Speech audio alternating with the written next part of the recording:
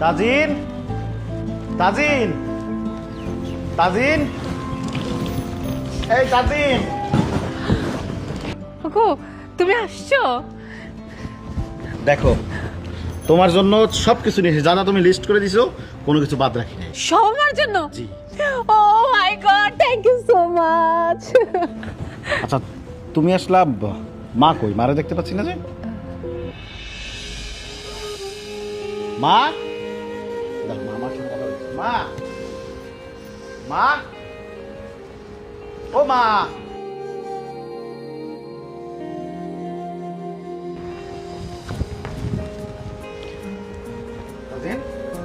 মানে আচ্ছা, মার ঘরে গিয়ে দেখলাম মা ঘরে নেই, মানে বাইরেও দেখতেছি না, ডাকলাম আসে না। মা কোথায়?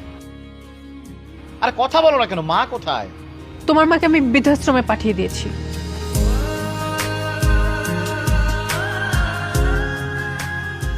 আজব তো, এত অবাক হওয়ার তো কিছু নেই।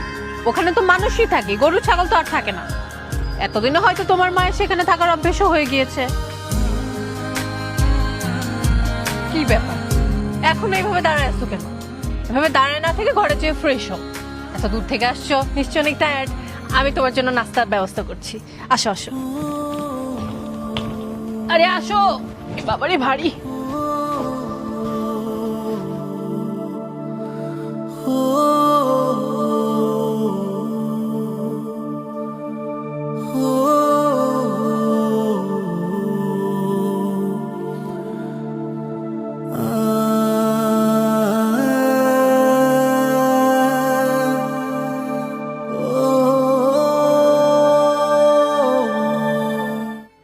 তোমাকে যে এত কথা শুনতে হয়, এজন্য আমাদের উপর কি তোমার একটু কষ্ট লাগে না? বোকা ছেলে। আরে আমি যদি শখের গ্লাসটা না ভাইগা ফেলতাম, বৌমাকে আমার বকা দিত না। আমি ভুল করে ফেলাইছি, ভুল করছি, শাস্তি পাইছি, কষ্ট পাবো কেন? এইটাই নিয়ম রে বাবা।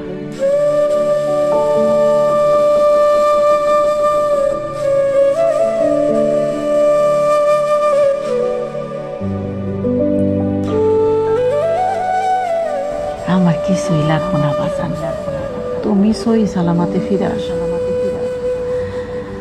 আমি যেন সারাটা জীবন আমার বাপটারে আমার চোখের সামনে দেখতে পাই, কিছু চাই না।